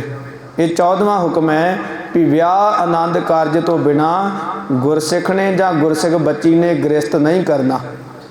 15ਵਾਂ ਹੁਕਮ ਹੈ ਗੁਰੂ ਦਾ, ਪਰਾਈ ਇਸਤਰੀ ਨੂੰ ਮਾਂ ਭੈਣ ਧੀ ਜਾਣਨਾ। ਪਰਾਈ ਇਸਤਰੀ ਜਿਹਦੇ ਲੜ ਆਪਾਂ ਲੱਗ ਗਏ ਆ, ਆਨੰਦ ਕਾਰਜ ਦੀ ਰਸਮ ਜਿਹਦੇ ਨਾਲ ਹੋਈ ਹੈ ਉਹ ਸਾਡੀ ਆਪਣੀ ਇਸਤਰੀ ਹੈ। ਉਸ ਤੋਂ ਇਲਾਵਾ ਕੋਈ ਵੀ ਇਸਤਰੀ ਹੈ, ਪਰ ਇਸਤਰੀ ਨੂੰ ਮਹਾਰਾਜ ਦਾ ਹੁਕਮ ਤੇ ਇੱਥੋਂ ਤੱਕ ਹੈ, ਮਹਾਰਾਜ ਕਹਿੰਦੇ ਭਾਈ ਪਰਾਈ ਇਸਤਰੀ ਜਿਹੜੀ ਹੈ ਉਹਨੂੰ ਆਪਣੀ ਮਾਂ ਆਪ ਤੋਂ ਵੱਡੀ ਹੈ, ਮਾਵਾਂ ਬਰਾਬਰ ਹੈ, ਉਹਨੂੰ ਮਾਂ ਕਹਿ ਕੇ ਪੁਕਾਰਨਾ ਹੈ, ਮਾਂ ਹੀ ਜਾਣਨਾ ਹੈ। ਤੇ ਬਰਾਬਰ ਦੀ ਹੈ ਭੈਣ ਕਹਿਣਾ ਹੈ, ਭੈਣ ਹੀ ਜਾਣਨਾ ਹੈ। ਛੋਟੀ ਹੈ ਤੇ ਧੀ ਕਰਕੇ ਜਾਣਨਾ ਹੈ। ਉਹਦੇ ਪ੍ਰਤੀ ਮਾੜੀ ਨਿਗਾਹ ਗੁਰਸਿੱਖ ਨੇ, ਜਾਂ ਆਪ ਤੋਂ ਵੱਡਾ ਹੈ ਤੇ ਧੀ ਬੱਚੀ ਨੇ ਪਿਤਾ ਬਰਾਬਰ ਜਾਣਨਾ ਹੈ। ਬਰਾਬਰ ਦਾ ਹੈ ਤੇ ਭਰਾ ਜਾਣਨਾ ਹੈ। ਛੋਟਾ ਹੈ ਤੇ ਆਪਣੇ ਪੁੱਤਰ ਸਮਾਨ ਜਾਣ ਕੇ ਉਹਦਾ ਸਤਿਕਾਰ ਕਰਨਾ ਹੈ। ਭਾਵ ਕਿ ਗਲਤ ਨੀਤੀ ਮਾੜੀ ਸੋਚ ਕਿਸੇ ਵੀ ਮਾਂ ਭੈਣ ਧੀ ਕਰਕੇ ਗੁਰਸਿੱਖ ਨੇ ਨਹੀਂ ਰੱਖਣੀ। ਮਹਾਰਾਜ ਦਾ ਤਾਂ ਹੁਕਮ ਹੈ ਭਾਈ ਮਾਵਾਂ ਭੈਣਾਂ ਧੀਆਂ ਜਾਣੇ। ਇਹ ਗੁਰਸਿੱਖ ਜਿਹੜਾ ਹੈ ਬਾਣੀ ਅੰਦਰ ਵੀ ਮਾਰੇ ਬਚਨ ਕਰਦੇ ਹਨ ਵੀ ਆਪਣੀਆਂ ਮਾਵਾਂ ਭੈਣਾਂ ਧੀਆਂ ਜਾਣਨਾ ਹੈ, ਪਰਾਈ ਇਸਤਰੀ ਨੂੰ ਮਾਂ ਭੈਣ ਧੀ ਕਰਕੇ ਜਾਣਨਾ ਹੈ। ਇਹ ਗੁਰੂ ਪਾਤਸ਼ਾਹ ਜੀ ਦੇ ਸੰਗਤ ਜੀ ਸਾਨੂੰ ਹੁਕਮ ਹੈ। 15 ਹੁਕਮ ਸੰਪੂਰਨ ਹੋ ਚੁੱਕੇ ਹਨ। ਰੋਜ਼ ਆਪਾਂ 15 ਹੁਕਮਾਂ ਦੀ ਵਿਚਾਰ ਕਰਦੇ ਜਾਵਾਂਗੇ। 52 ਹੁਕਮ ਹਨ। 4 ਦਿਨਾਂ ਦੇ ਵਿੱਚ ਇਹ ਹੁਕਮਾਂ ਦੀ ਜਿਹੜੀ ਹੈ ਸੰਪੂਰਨਤਾ ਹੀ ਹੋ ਜਾਣੀ ਹੈ। ਕੋਸ਼ਿਸ਼ ਕਰਨੀ ਹੈ ਸੰਗਤ ਜੀ ਗੁਰੂ ਦੇ ਹੁਕਮਾਂ ਨੂੰ ਯਾਦ ਰੱਖਣਾ, ਤੇ ਆਪਾਂ ਵੀ ਕੋਸ਼ਿਸ਼ ਕਰਾਂਗੇ ਕਿ ਜਿਵੇਂ 52 ਹੁਕਮ ਜਿਹੜੇ ਨੇ ਮਹਾਰਾਜ ਦੇ ਇੱਕ ਬੋਰਡ ਦੇ ਉੱਪਰ ਲਿਖਾ ਕੇ ਇਹਨਾਂ ਨੂੰ ਗੁਰਦੁਆਰਾ ਸਾਹਿਬ ਵਿਖੇ ਲਾਇਆ ਜਾਣਾ ਚਾਹੀਦਾ ਹੈ। ਤਕਰੀਬਨ ਕੋਸ਼ਿਸ਼ ਕਰਨੀ ਚਾਹੀਦੀ ਹੈ ਹਰ ਗੁਰੂ ਘਰ ਵਿੱਚ ਇਹ 52 ਹੁਕਮਨਾਮੇ ਛਾਪ ਕੇ ਲਿਖ ਕੇ ਗੁਰੂ ਘਰ ਵਿੱਚ ਲੱਗੇ ਹੋਣੇ ਚਾਹੀਦੇ ਹਨ, ਤਾਂ ਕਿ ਸਾਨੂੰ ਹਰ ਵੇਲੇ ਯਾਦ ਰਹਿਣ। ਕਿਉਂਕਿ ਦਿਮਾਗ ਵਿੱਚ ਇੰਨੇ ਹੁਕਮ ਗੁਰੂ ਦੇ ਨਹੀਂ ਵੀ ਰਹਿੰਦੇ, ਪਰ ਪਿਆਰ ਕਰਨ ਵਾਲੇ ਗੁਰੂ ਦੇ ਸਿੱਖ ਚੰਗੀ ਤਰ੍ਹਾਂ ਯਾਦ ਰੱਖਦੇ ਹਨ। ਅੱਜ 15 ਹੁਕਮਾਂ ਦੀ ਵਿਚਾਰ ਹੋਈ ਹੈ। ਇਹਨਾਂ 15 ਹੁਕਮਾਂ ਨੂੰ ਸੰਗਤ ਜੀ ਆਪਣੇ ਹਿਰਦੇ ਵਿੱਚ ਵਸਾਉਣਾ ਹੈ ਕਿ ਸਤਿਗੁਰੂ ਪਾਤਸ਼ਾਹ ਜੀ ਨੇ ਇਹ ਕੰਮਾਂ ਤੋਂ ਸਾਨੂੰ ਰੋਕਿਆ ਹੈ, ਇਹ ਕੰਮ ਕਰਨਾ ਹੈ ਤੇ ਇਹ ਕਾਰਜ ਨਹੀਂ ਕਰਨਾ। ਗੁਰੂ ਪਾਤਸ਼ਾਹ ਜੀ ਦੇ ਹੁਕਮਾਂ ਵਿੱਚ ਜਿਹੜਾ ਗੁਰਸਿੱਖ ਰਹਿੰਦਾ ਹੈ, ਮਹਾਰਾਜ ਦਾ ਹੁਕਮ ਹੈ, ਹੁਕਮ ਮੰਨਿਆ ਹੋਵੇ ਪ੍ਰਵਾਨ ਤਾਂ ਖਸਮੈ ਕਾ ਮਹਿਲ ਪਾਏ ਸੀ। ਹੁਕਮ ਮੰਨਣ ਵਾਲੇ ਹੀ ਗੁਰਸਿੱਖ ਗੁਰੂ ਨੂੰ ਪ੍ਰਵਾਨ ਹੁੰਦੇ ਹਨ।